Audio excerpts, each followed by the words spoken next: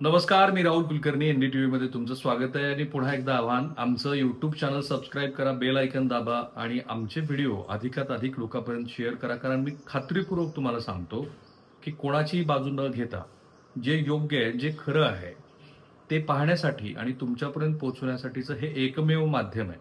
आणखीन एक विनंती, हा व्हिडिओ तुम्ही शेवटपर्यंत बघा, कारण यात जशा गमती जमती आहेत तसंच महाराष्ट्राच्या 2024 विधानसभा निवडणुकीवरती सर्वाधिक परिणाम करणारी कुठली गोष्ट असेल तर ती ही आहे.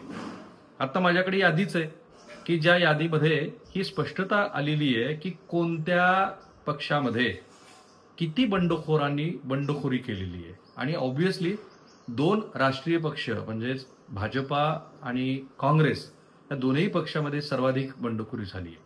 आता हा जो वैचारिक काही जणांना तो व्याभिचारपणा वाटेल, पण तो का नसावा, त्याची 2-3 कारणं आहेत आणि मग ती यादी आणि त्यातल्या गमती जमती मी सांगेन. मुख्यत्वे काय झालंय की महाराष्ट्रामध्ये विचार नावाची गोष्ट शिल्लक राहिलेली नाही.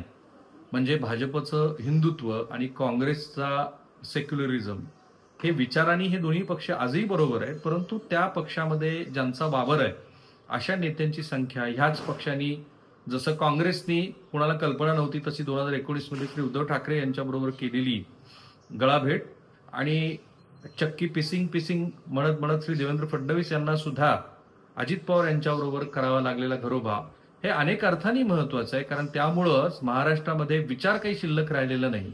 नेते सत्तेसाठी काहीही करतात असं वाटतं. आणि दुसरी गोष्ट, हे असं वाटतं कार्यकर्त्यांना त्यासोबत आता कोणीही 5 वर्षासाठी थांबायला तयार नाहीये. कारण 5 वर्ष एखाद्या ठिकाणी थांबणं आणि पुढच्या आमदारकीच्या तिकिटाची वाट पाहणं हा काळ खूप मोठा आहे. आणि म्हणून मी मगाशी म्हणालो, आधीही म्हणालो की एका अर्थाने हे मतदारांना पर्याय देण्यासारखं आहे की सगळेच निवडणुकीच्या फ्रेममध्ये आहेत आणि ते चांगलं आहे. तर आता जेव्हा मी ही बंडखोरांची यादी बघतो तेव्हा काय दिसतं, तर इतक्या मोठ्या प्रमाणामध्ये बंडखोरी झालेली आहे की आपल्याकडे 3 पक्ष एकीकडे, दुसरे 3 पक्ष एकीकडे अशी स्थिती आहे. म्हणजे दोन्ही गटामध्ये मिळून तिकीट मिळणार किती जणांना आहे, तर ते ऑब्व्हियसली या बाजूच्या तिघांना, दोघांना, म्हणजे या महायुतीतला एक आणि महाविकास आघाडीतला एक. तर मग बाकीचे शिल्लक राहतात. तर आता ह्या स्थितीमध्ये जर आपण बघितलं तर महायुती आणि महाविकास आघाडीमध्ये मिळून जवळपास इतक्या 75 ज्या जागा आहेत तिथे बंडखोरीचं ग्रहण लागलेलं आहे. आता काही इंटरेस्टिंग आहेत. म्हणजे तुम्हाला जर आता केज विधानसभा मतदारसंघ, ज्या भारतीय जनता पार्टीच्या माजी आमदार आहेत की ज्यांनी मनोज जरांगे पाटील यांची भेट घेतली, अशा संगीता ठोंबरे यांनी आपल्याच भाजपच्या उमेदवार असलेल्या नमिता मुंदडा यांच्या विरोधात बंड केलंय. भायखळ्यातलं मधु चव्हाण जे पक्षाचे प्रवक्ते राहिलेले आहेत त्यांनी काँग्रेस पक्षाच्या उमेदवाराविरोधात बंड केले. मधु चव्हाण तिथनं भायखळ्यातलं उमेदवार आहेत. श्रीगोंद्यामध्ये राहुल जगताप जे शरद पवारांचे राष्ट्रवादी काँग्रेसचे आहेत, तिथून त्यांनी बंडखोरी केली आहे. बाबासाहेब देशमुख, म्हणजे ही जागा शेकापला जाणं अपेक्षित होतं, परंतु महायुतीमध्ये ही जागा शिवसेनेनं अट्टहासानं आपल्याकडे घेतली. आणि सगळ्यांना माहिती की तिथे साधारणपणे बाबासाहेब देशमुख जे गणपतराव देशमुख यांचे नातू आहेत त्यांना तिकीट मिळालं असतं तरी निकाल खूप वेगळा लागला असता. पंढरपूरमध्ये इंटरेस्टिंग, पंढरपूर अनिल सावंत जे मंत्री तानाजी सावंत यांचे पुतणे आहेत, म्हणजे तानाजी सावंत धनुष्यबाणावरती आणि त्यांचा सख्खा पुतण्या हा पंढरपूरमधून शरद पवारांच्या राष्ट्रवादी काँग्रेसच्या तुतारीवरती. हा जो वैचारिक व्याभिचारपणा आहे ना, त्यामुळेच प्रत्येक कार्यकर्त्याला असं वाटतं की आपण जे करत आहोत ते काही चुकीचं नाही. राहुल मोठे परांड्यातनं जे तानाजी सावंत यांच्या विरोधामध्ये जे दिवंगत आमदार ज्ञानेश्वर पाटील यांच्या चिरंजीवाला उद्धव ठाकरे यांच्या गटाकडनं उमेदवारी मिळाली आहे, पण त्या ठिकाणी आपण बघतो की माजी आमदार असलेले जे 3 वेळेचे आमदार होते त्या राहुल मोठे यांनी राष्ट्रवादी काँग्रेसकडनं उमेदवारी अर्ज दाखल केलाय. इथे सुद्धा राहुल मोठे यांचं पारडं ज्ञानेश्वर पाटील यांच्या चिरंजीवाच्या तुलनेमध्ये थोडंसं मोठं बळ आहे असं म्हणतात. कसबा पुण्यामध्ये तिथे कमल व्यवहारे यांनी आत्ताचे विद्यमान आमदार रवींद्र धंगेकर यांच्या विरोधामध्ये बंडखोरी केली आहे. कमल व्यवहारे ह्या माजी महापौर आहेत काँग्रेस पक्षाच्या. पर्वतीमधून एक काँग्रेस पक्षातलं पुन्हा एक महत्वाचं नाव आबा बागुल यांनी बंडखोरी केलेली आहे. शिवाजीनगर इथून काँग्रेस पक्षाच्या मनीष आनंद यांनी बंडखोरी केलेली आहे. अशा बंडखोरांची जर आपण यादी वाचत गेलो, जसं ऐरोलीमध्ये विजय चौगुले यांना शिवसेनेच्या एकनाथ शिंदे गटानं महामंडळाचा लाभ दिला होता, पण त्यांनी बंडखोरी केलेली आहे. अशी माझ्याकडे ही 75 जणांची यादी आहे जर यादी आपण वाचायला गेलो तर त्याच्यामध्ये कसं दिसतं, मध्य नागपूरमध्ये रमेश पुणेकर काँग्रेस त्यांनी बंडखोरी केली आहे. तिथेच भाजपच्या दीपक देवघरे यांनी बंडखोरी केली आहे. पूर्व नागपूरमध्ये एका काँग्रेसच्या उमेदवाराने पुरुषोत्तम हजारे यांनी बंडखोरी केली आहे. नागपूर पश्चिम मधून नरेंद्र जिचकार जे काँग्रेसचे निलंबित आहेत त्यांनी बंडखोरी केली आहे.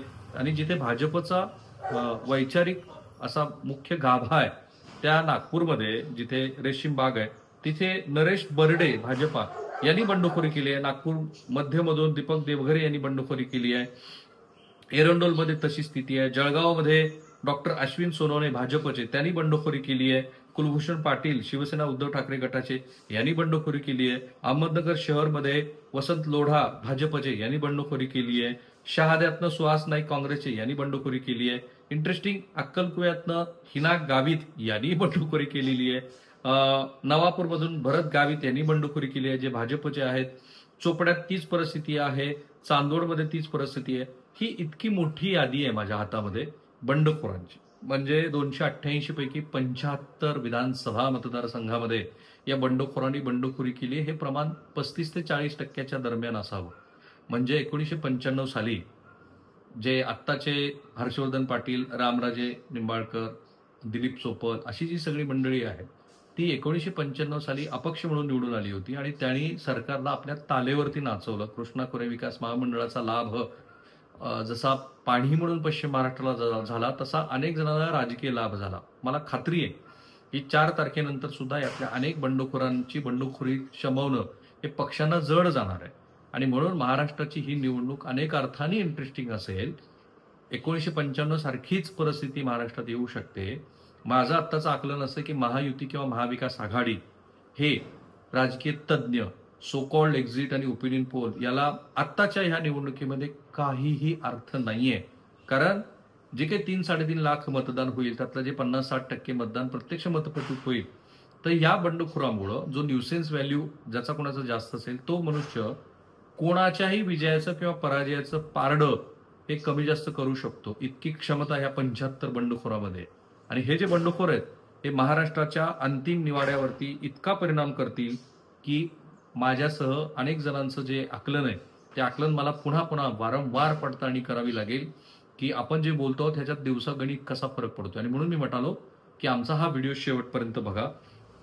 कारण हे जे बंडखोराचं रॉकेट आहे जे हवेत आहे ते रॉकेट शमवण्यासाठी नेते काय करतात बघा. मला पिप्पाडा जे माझ्याशी अधूनमधून बोलत असतात त्यांनी अहिल्यानगरमधून उमेदवारी अर्ज भरला. आता त्यांचं कसं झालंय, शिर्डी मतदारसंघातून ते महसूल मंत्री राधाकृष्ण विखे पाटील यांच्या विरोधात आहेत. ते नगर अध्यक्ष राहिलेले आहेत शिर्डीचे. तर त्यांनी आणि त्यांच्या पत्नी ममता पिपाडा यांनी बैलगाडीमध्ये येऊन उमेदवारी अर्ज भरला. प्रत्यक्षामध्ये त्यांची बंडखोरी शमवण्यासाठी काय करावं लागलं तर त्यांच्यासाठी चार्टर्ड विमान पाठवलं आणि त्यांना मुंबईमध्ये बोलवून घेतलं. आता त्यांची बंडखोरी ही थांबली की नाही मला माहित नाहीये. आता अशा इतक्या गोष्टी घडतात की अनेक जण म्हणजे महाविकास आघाडीकडनं अनेकांना विधान परिषदेचे आश्वासन दिलं जातं आहे. अनेकांना महामंडळ देतो म्हणून सांगितलं जातं आहे.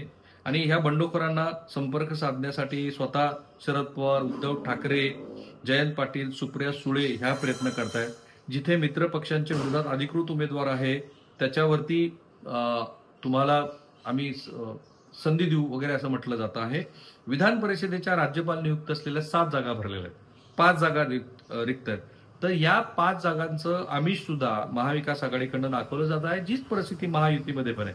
महायुतीमध्ये तर नेत्यांचा कस लागलाय. कारण हे सगळे नेते ज्याच्यामध्ये ऑपरेशन समजूत नावाचं एक ऑपरेशनच ते राबवत आहेत. एकनाथ शिंदे असतील, देवेंद्र फडणवीस असतील, तिकडे अजित पवार असतील, आणि सगळे नेते मंडळी दिवसभर खलबत करतायत, सांगतायत की आम्ही तुम्हाला असं करू, आम्ही तुम्हाला हे देऊ.